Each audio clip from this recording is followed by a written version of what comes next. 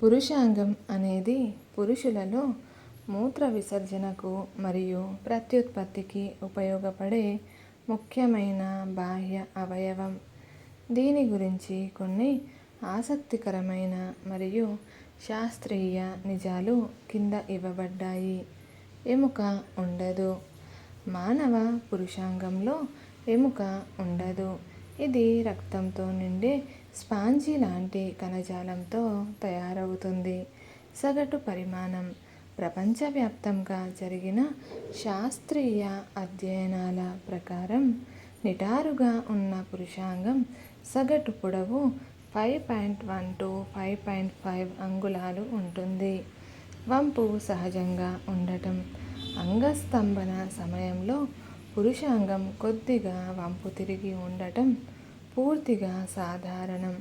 అయితే నొప్పి లేదా తీవ్రమైన వంపు ఉంటే మాత్రం వైద్యులను సంప్రదించాలి. నిద్రలో అంగస్తంభనలు.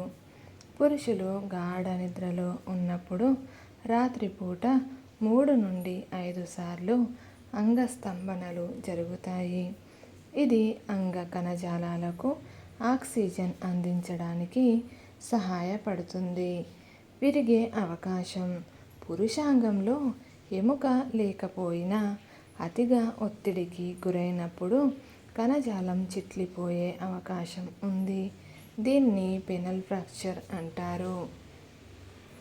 పరిమాణము మారదు. యుక్త వయస్సు ఎలాంటి మార్పు ఉండదు. పురుషాంగం వ్యాయామాలు లేదా మందుల ద్వారా దీని పరిమాణాన్ని పెంచలేరు. మూత్ర విసర్జన, వీర్య కణాల ప్రసారము. దీని గుండానే మూత్రము మరియు వీర్యము వేరు సమయాల్లో బయటకు వస్తాయి. అంగస్తంభన జరిగినప్పుడు మూత్ర ప్రవాహానికి అడ్డుకట్ట పడుతుంది. స్త్రీలకు పురుషాంగం పరిమాణం కంటే దాని శుభ్రత, ఆరోగ్యకరమైన నిర్మాణము మరియు సెక్స్ సమయంలో మీరు చూపిన నైపుణ్యము ముఖ్యము.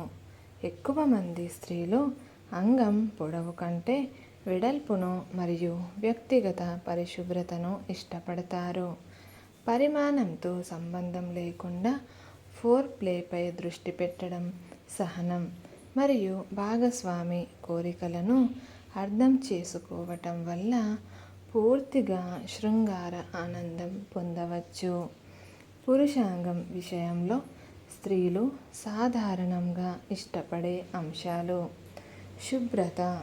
అంగం చుట్టూ రోమాలను సరిగ్గా ట్రిమ్ చేసుకోవడం, దుర్వాసన లేకుండా శుభ్రంగా ఉంచుకోవడం. ఆరోగ్యకరమైన చర్మం. అంగం చర్మం మృదువుగా ఎలాంటి ఇన్ఫెక్షన్లు లేకుండా ఉండటం. స్పర్శ మరియు టెక్నిక్.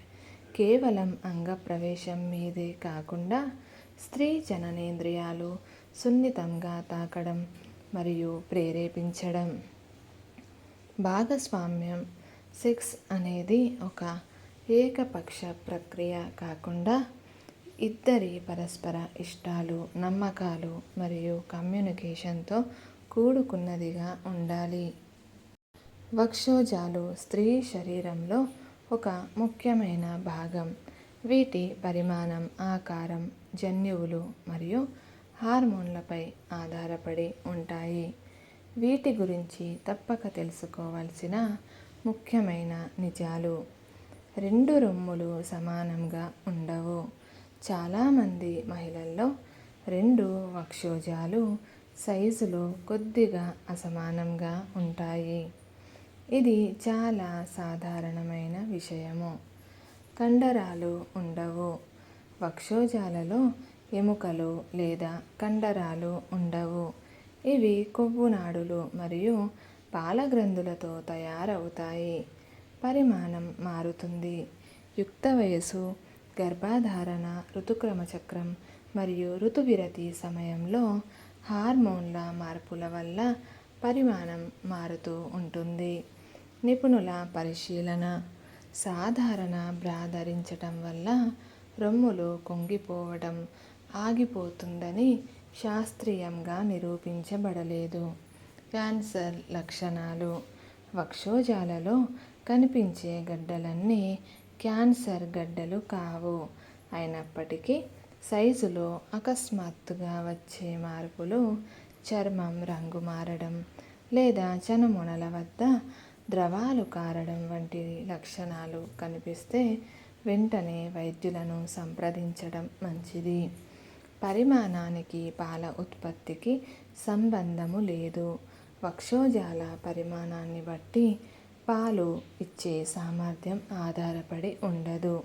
చిన్న వక్షోజాలు ఉన్నవారు కూడా పిల్లలకు సరిపడా పాలు ఇవ్వగలరు. పురుషులకు కూడా ఉంటాయి.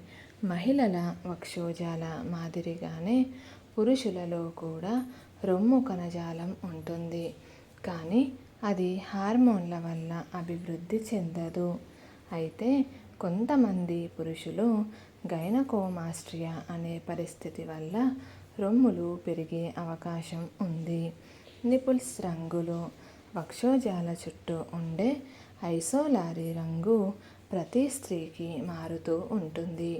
ఇది లేత గులాబీ నుండి ముదురు గోధుమ నలుపు రంగుల వరకు వంశపారంపర్యంగా ఆధారపడి ఉంటుంది. మానవ శరీరంలో బొడ్డు అనేది అత్యంత ముఖ్యమైన సున్నితమైన భాగం. ఇది మనం గర్భంలో ఉన్నప్పుడు తల్లి నుండి పోషకాలను, ఆక్సిజన్ను స్వీకరించడానికి ఉపయోగపడిన నాభి తాడు. ఇది పుట్టిన తర్వాత రాలిపోయి ఏర్పడే చిన్న గుర్తు మాత్రమే కాదు. దీని గురించి ఎన్నో ఆసక్తికరమైన ఆరోగ్యపరమైన నిజాలు ఉన్నాయి. బొడ్డు గురించి కొన్ని ఆశ్చర్యకరమైన నిజాలు. పుట్టుకతో ఏర్పడే గుర్తులు. శిశువు జన్మించినప్పుడు డాక్టర్లు నాభి తాడును కత్తిరించి ముడి వేస్తారు. ఆ ముడి పడే విధానం బట్టి బొడ్డు లోపలికి లేదా బయటకు ఉంటుంది. దాదాపు 90% మందికి బొడ్డు లోపలికి ఉంటుంది. బ్యాక్టీరియా నిలయము. ఒక అధ్యయనం ప్రకారం బొడ్డులో దాదాపు 1400 రకాల బ్యాక్టీరియా ఉంటుంది. కాబట్టి దీనిని ఎప్పుడూ శుభ్రంగా ఉంచుకోవాలి.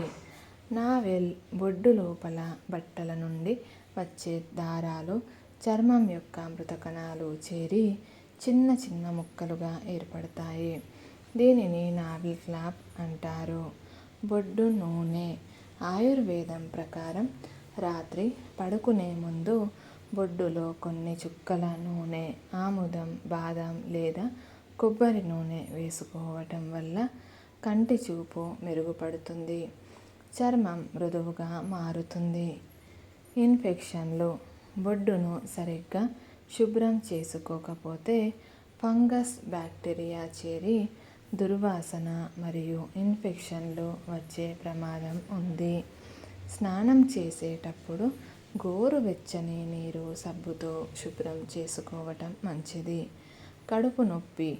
బొడ్డు చుట్టూ వచ్చే నొప్పిని సాధారణంగా పెరియంబిలోకల్ పెయిన్ అంటారు. ఇది అపెండిసైటిస్ లేదా హెర్నియా సమస్యల వల్ల కూడా రావచ్చు. వీడియో నచ్చితే లైక్ అండ్ షేర్ చేసి మన ఛానల్ని సబ్స్క్రైబ్ చేయండి. Thank you for